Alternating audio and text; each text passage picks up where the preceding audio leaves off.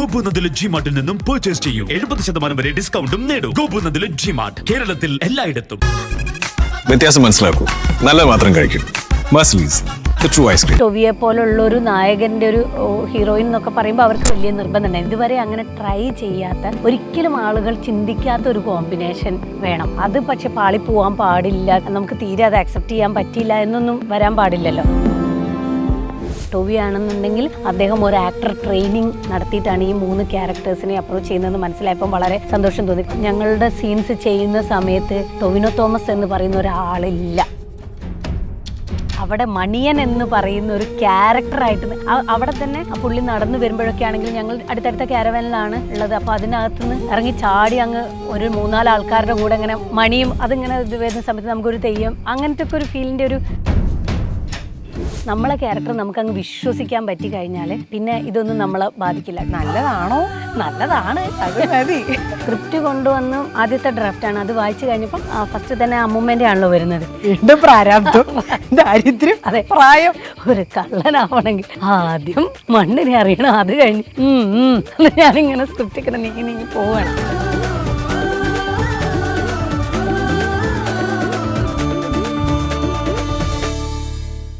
മാണിക്യത്തിൻ്റെ കഥയാണ് അജയൻ്റെ 2ാം മോഷണം. മാണിക്യത്തിനേറ്റ അപമാനത്തിന് പകരം വീട്ടാനായി ഒരു നാടിനെ മുഴുവൻ എതിർത്ത മണിയൻ്റെ കഥയാണ് അജയൻ്റെ 2ാം മോഷണം. 3 നായികമാരിലൊരു സിനിമയാണെന്ന് വളരെ നേരത്തെ അറിയാമായിരുന്നെങ്കിലും സിനിമ കണ്ടു കഴിഞ്ഞപ്പോൾ ആളുകളുടെ മനസ്സിലും അവരുടെ ചർച്ചകളിലും നിറഞ്ഞു നിൽക്കുന്നത് ഒരേ ഒരു നായികയാണ്. ആ നായികയാണ് ഇന്ന് നമ്മുടെ കൂടെയുള്ളത്. Surabhi Lakshmi, welcome. Thank you. Surabhi, ഈ ഒരു ഇൻട്രൊഡക്ഷൻ ഒരല്പം കൂടുതലല്ലേ? നല്ലതാണോ? നല്ലതാണ്, അത് മതി. അല്ല, അത് കേൾക്കാൻ നല്ല രസമുണ്ട്. പക്ഷേ എനിക്ക് തന്നെ അത്രയും വിനയാന്വിതി ആവണ്ട, അല്ല ഇവിടെ നിന്ന് പിടിക്കാം.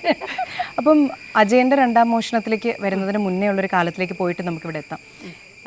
സീരിയലിൽ നിന്ന് സിനിമയിലോട്ടുള്ള ദൂരം വളരെ കൂടുതലാണ് എന്ന് പലരും പറഞ്ഞു കേട്ടിട്ടുണ്ട്. തീർച്ചയായിട്ടും. പക്ഷേ സീരിയലിൽ നിന്ന് ആ ദൂരം വളരെ കൃത്യമായി നടന്ന് എത്തി സിനിമയിലേക്ക് എത്തി തെളിയിച്ചിട്ടുള്ള ഒരാളാണ്. നമ്മൾ ആ യാത്രയിലോട്ടൊന്ന് പോകണമെന്ന് പറഞ്ഞിട്ടുണ്ടെങ്കിൽ എങ്ങനെയുണ്ടായിരുന്നു ആ യാത്ര? സ്റ്റേജിൽ നിന്നാണ് ശരിക്കും തുടങ്ങുന്നത്. യൂത്ത് ഫെസ്റ്റിവൽ വേദിയിൽ നിന്നാണ് എന്നെ Jayaraj sir by the people എന്ന് പറഞ്ഞിട്ടുള്ള സിനിമയിലേക്ക് വിളിക്കുന്നത്. അപ്പോൾ അതിലൊരു 2-3 സീനുള്ളൊരു റോള് ചെയ്തു, രജനി എസ് ആനന്ദിൻ്റെ. അത് കഴിഞ്ഞ് പിന്നെ സിനിമയൊന്നുമില്ല, വീണ്ടും പഠനത്തിലേക്ക് തന്നെ പോകുന്നു. പിന്നീട് Amrita TV best actor reality show വരുന്ന സമയത്ത് അതിൽ വിന്നറാവുന്നു. അവിടെ നിന്ന് വീണ്ടും ഒരു 2-3 സീൻ അഭിനയിക്കാൻ കിട്ടുന്നു. എന്നാൽ അവിടെ നിന്ന് തിരക്കഥ സിനിമയിലേക്ക് വരുന്നു. അങ്ങനെ കുട്ടി അതായത് പേരുള്ളതും ഇല്ലാത്തതുമായിട്ടുള്ള ചെറിയ 2 മിനിറ്റ് 3 മിനിറ്റും ഒക്കെ വരുന്ന റോളുകളിൽ നിന്നൊക്കെ പോയിക്കൊണ്ടിരിക്കുക. പിന്നെ MA തിയേറ്റർ കഴിഞ്ഞതിന് ശേഷം സീരിയലിലേക്ക് വരുന്നത്. കഥയിലെ രാജകുമാരി, അതുപോലെ തന്നെ MIT മൂസ എന്ന് അത് കഥയിലെ രാജകുമാരി ഇതേപോലെ വളരെ സീരിയസ് ആയിട്ടുള്ള KK രാജീവ് സാറിൻ്റെ സീരിയലാണ്. അതിലാണ് എൻ്റെ അഭിനയത്തിന് ഒരു 2ാമത്തെ MA എന്ന് പറയുന്നത് പോലുള്ളൊരു ഇതായിരുന്നു. അത് കഴിഞ്ഞ് പിന്നെ നമ്മളുടെ MIT മൂസ എന്ന് പറഞ്ഞിട്ടുള്ള കോമഡി സീരിയൽ. എനിക്ക് അതുവരെ കോമഡി ഇപ്പം നാടകത്തിലൊക്കെ ചെയ്തിട്ടുണ്ട്, പക്ഷെ അത് അങ്ങനത്തെ ഒരു കോമഡി അല്ല. നമുക്ക് തന്നെ അയ്യോ എന്നൊക്കെ തോന്നുന്ന ചില ഇതൊക്കെ നമ്മളെ യുക്തിക്കും ഇതിനൊന്നും ചേരാത്തല്ല. നമ്മുടെ 4ാം ക്ലാസ്സിൽ 4 വട്ടം തോറ്റിട്ടുള്ള ഒരാളായിട്ടാണ് അതിനകത്തുള്ളത്. അത്രയ്ക്കുണ്ട് ബുദ്ധിയും വിവരവും എന്നുള്ള അങ്ങനത്തെ ഒരു ക്യാരക്ടർ, ഭയങ്കര ഓവറായിട്ടുള്ളൊരു ഒരാളാണ്. അപ്പം അത് ചെയ്ത് പിന്നെ അപ്പോഴും എനിക്ക് 2 വലിയ കുട്ടികളുടെ അമ്മയായിട്ടാണ് ഞാൻ PG കഴിഞ്ഞ് MPhilന് ജോയിൻ ചെയ്യിക്കുന്നു. അവർ 2 പേരും +2-കാരാണ്. അപ്പം ഞാൻ വിനോദ് കോവൂർ അദ്ദേഹത്തിനോട് ഞാൻ പറഞ്ഞു, ഇതോടുകൂടി ചിലപ്പോൾ എൻ്റെ ഭാവിക്കൊരു തീരുമാനമായി, ഇനി എന്തായാലും ചെറിയ അമ്മവേഷങ്ങളൊക്കെ ചെയ്തു തുടങ്ങാം എന്നുള്ള ഒരു ഇതായിരുന്നു. പക്ഷേ അത് ഒരുപാട് സ്റ്റേജ് ഷോകളും ആ സീരിയലോടുകൂടി കേരളം മുഴുവൻ സുരഭി എന്ന് പറയുന്ന ഒരു ആക്ട്രസ് ഉണ്ട് എന്നുള്ളത് എല്ലാവർക്കും മനസ്സിലായി, ഒരു കോമഡി നടി ഉണ്ട് എന്നുള്ളത്. ഈ അജയൻ്റെ 2ാം മോഷണം, അജയൻ്റെ 2ാം മോഷണത്തിലേക്ക് വന്നു കഴിയുമ്പോൾ ഈ സ്ക്രിപ്റ്റ് വായിക്കുമ്പോഴേ അറിയാം ഇത് മാണിക്യത്തിൻ്റെ കഥയാണെന്ന്. സുരഭി എന്ന് പറയുന്ന ഒരു ആക്ടർക്ക് അത് മനസ്സിലാക്കാനുള്ള കഴിവുണ്ട്. അപ്പോൾ ഈ അജയൻ്റെ 2ാം മോഷണം സ്വീകരിക്കുമ്പോൾ 2 കാര്യങ്ങളാണ്. ഒന്ന്, ഒരു ബ്രഹ്മാണ്ഡ സിനിമ പോലെയാണ് ഈ സിനിമ. 2, സുരഭി ആഗ്രഹിക്കുന്ന തരത്തിലുള്ളൊരു നായിക കഥാപാത്രമാണത്. ഈ സിനിമ ചൂസ് ചെയ്യുമ്പോൾ മനസ്സിൽ ആദ്യം ഉണ്ടായിരുന്ന ഒരു ഏത് റീസൺ കൊണ്ടാണ് ഈ ഒരു സിനിമ എടുക്കുന്നത്, അജയൻ്റെ 2ാം മോഷണം? നിങ്ങൾ പറഞ്ഞിട്ടുള്ള കാര്യങ്ങളൊന്നും ഞാൻ ആ സമയത്ത് ചിന്തിച്ചിട്ടില്ല. അതാണ് ഒന്നാമത്തെ കാര്യം. ഇങ്ങനെ ഒരു പടമുണ്ട്, അതിൻ്റെ ഓഫീസിലേക്ക് വരാൻ വേണ്ടിയിട്ട് പറഞ്ഞു. എന്നിട്ട് അവർ ആ ഒരു മാണിക്യം കക്കുന്ന എന്താണ് സൂര്യന് വൈഡൂര്യം അല്ല സൂര്യന് മാണിക്യം അതിനിതെന്നൊക്കെ പറഞ്ഞാൽ ആ ഒരു വട്ടത്തിൽ അത് കറക്റ്റ് അതിൻ്റെയൊക്കെ പ്രീ വിഷ്വൽ ചെയ്ത് വെച്ചിട്ടുണ്ടായിരുന്നു അവർ അതൊക്കെ ഒരു കാർട്ടൂൺ പോലെയൊക്കെ ചെയ്തു വെക്കുമല്ലോ. അപ്പോൾ അത് കണ്ടപ്പോഴാണ് എനിക്ക് ഇത് ഇവർ ഇങ്ങനെയൊക്കെ ചെയ്യുകയാണെങ്കിൽ ഈ പടം ചിലപ്പോൾ കുറച്ച് നല്ല അടിപൊളിയാവും, നല്ല രസമുണ്ടടാ എന്നോട് പറഞ്ഞു ഞാൻ ബ്രോ ഞാൻ സ്ക്രിപ്റ്റ് തരാമെന്ന് പറഞ്ഞു. അങ്ങനെ 2 ദിവസം കഴിഞ്ഞപ്പോൾ എനിക്ക് സ്ക്രിപ്റ്റ് കൊണ്ടുതന്നു.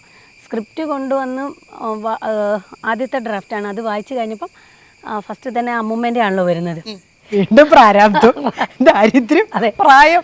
അതെ, ഒരു കള്ളനാവണമെങ്കിൽ ആദ്യം മണ്ണിനെ അറിയണം, അത് കഴിഞ്ഞ് ചെലന്തി നെയ്യുന്ന വലയുടെ അല്ല അതുപോലെ വല നെയ്യുന്ന ചെലന്തിയുടെ ക്ഷമയും ഇതെല്ലാം കുറുക്കൻ്റെ കെണിയും പഠിക്കണം. ഞാനിങ്ങനെ സ്ക്രിപ്റ്റ് ഇങ്ങനെ നീങ്ങി പോവുകയാണ്. പോയി കഴിഞ്ഞപ്പോഴാണ് പിന്നെ മറ്റേ ഇതൊക്കെ. പക്ഷെ ഇത് സ്ക്രിപ്റ്റ് വായിക്കുമ്പോഴുള്ളതല്ല നമ്മൾ എടുക്കുമ്പോൾ. അപ്പോൾ അവിടെ ചില നല്ല നമ്മൾ വായിക്കുമ്പോൾ നല്ല പൂവിൻ്റെ മണം, പിന്നെ നീയാണ് എൻ്റെ ആകാശവും ഭൂമി എന്നൊക്കെ, ഇതൊക്കെ എങ്ങനെയാണാവോ എടുക്കുക എന്നൊക്കെ വിചാരിച്ച് നമ്മൾ ഇങ്ങനെ അതൊരൊറ്റ വായനയിൽ അങ്ങ് പോയിട്ട് അപ്പോൾ ലക്ഷ്മിയുടെ അവരുടെയൊക്കെ ക്യാരക്ടറൊക്കെ കുറച്ചും കൂടി കുറേ ഭാഗങ്ങളൊക്കെ പലരുടേതും കട്ടായിപ്പോയിട്ടുണ്ട്. കുറച്ചുകൂടി വലിയ സ്ക്രിപ്റ്റാണ്, അതിലേക്ക് നമ്മൾ വരുന്നുണ്ട്. അങ്ങനെ അതൊക്കെ വായിക്കുമ്പോൾ അങ്ങനെ 3 പേരിൽ ഒരാൾ ഞാനുണ്ട്, എനിക്ക് 2 പ്രായം ചെയ്യാനുണ്ട് എന്നൊക്കെ പറഞ്ഞു. അങ്ങനെ ടൊവിനോ തോമസ് നായകനാണെന്നൊക്കെ പറഞ്ഞപ്പോൾ കാരണം നമ്മൾ നായിക പദവിയിൽ നിൽക്കുന്ന ഒരാളല്ല. അപ്പോൾ പിന്നെ ഒരു ടൊവിയെ പോലുള്ളൊരു നായകൻ്റെ ഒരു ഹീറോയിൻ എന്നൊക്കെ പറയുമ്പോൾ അവർക്ക് വേറെ പല ഓപ്ഷനുകളും ഉണ്ടാവുമായിരിക്കും. 2-3 ഓപ്ഷൻസ് ഇതിനുണ്ടായിരുന്നു, എൻ്റെ റൈറ്റർ പറഞ്ഞിട്ടുണ്ടായിരുന്നു. ഹരിശങ്കർ എന്ന് പറഞ്ഞിട്ടുള്ള പാട്ടുകാരനില്ലേ, തത്തക്കിളിയെ പടി. അപ്പോൾ ഹരി പറഞ്ഞ സ്വരൂപ ചേച്ചിയാണെങ്കിൽ കുറച്ചും കൂടി രസമുണ്ടാവും തോന്നുന്നു എന്ന് പറഞ്ഞൊന്ന് ഊട്ടി ഉറപ്പിച്ചു.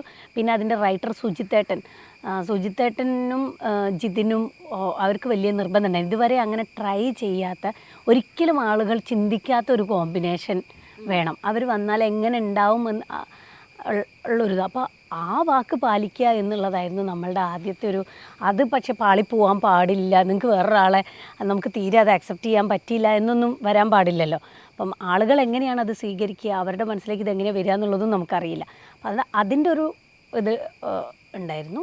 നമ്മളെ ക്യാരക്ടർ നമുക്കങ്ങ് വിശ്വസിക്കാൻ പറ്റിക്കഴിഞ്ഞാൽ പിന്നെ ഇതൊന്നും നമ്മളെ ബാധിക്കില്ല. ടൊവി ആണെന്നുണ്ടെങ്കിൽ അദ്ദേഹം ഒരു ആക്ടർ ട്രെയിനിങ് നടത്തിയിട്ടാണ് ഈ 3 ക്യാരക്ടേഴ്സിനെ അപ്രോച്ച് ചെയ്യുന്നതെന്ന് മനസ്സിലായപ്പം വളരെ സന്തോഷം തോന്നി. കാരണം ഒരു തിയേറ്റർ ആർട്ടിസ്റ്റാണ് അദ്ദേഹത്തെ ട്രെയിൻ ചെയ്യിക്കുന്നതെന്ന് മനസ്സിലായപ്പോഴും നമുക്ക് വലിയ കാര്യമായി. അതുകൊണ്ട് തന്നെ ഞങ്ങളുടെ സീൻസ് ചെയ്യുന്ന സമയത്ത് ടൊവിനോ തോമസ് എന്ന് പറയുന്ന ഒരാളില്ല, ആളെ കണ്ടിട്ടില്ല. അവിടെ മണിയൻ എന്ന് പറയുന്ന ഒരു ക്യാരക്ടറായിട്ട് അവിടെ തന്നെ പുള്ളി നടന്നു വരുമ്പോഴൊക്കെ ആണെങ്കിൽ ഞങ്ങൾ അടുത്തടുത്ത ക്യാരവാനിലാണ് ഉള്ളത്. അപ്പോൾ അതിനകത്തുനിന്ന് ഇറങ്ങി ചാടി അങ്ങ് ഒരു 3-4 ആൾക്കാരുടെ കൂടെ അങ്ങനെ മണിയും, ഒരു കള്ളൻ ഒരിക്കലും മണിയൊന്നും കെട്ടി നടക്കില്ലല്ലോ, കള്ളന്മാർ പരമാവധി ശബ്ദമില്ലാതെ നടക്കുന്ന അങ്ങനെ വരുന്ന അതിങ്ങനെ ഇത് വരുന്ന സമയത്ത് നമുക്കൊരു തെയ്യം അങ്ങനത്തെ ഒക്കെ ഒരു ഫീലിൻ്റെ ഒരു വലിപ്പം ആ ക്യാരക്ടറിൻ്റെ ഒരു ഇതുണ്ടായിരുന്നു. അപ്പോൾ സമയത്ത് കറക്റ്റ് മണിയൻ വരുന്നു.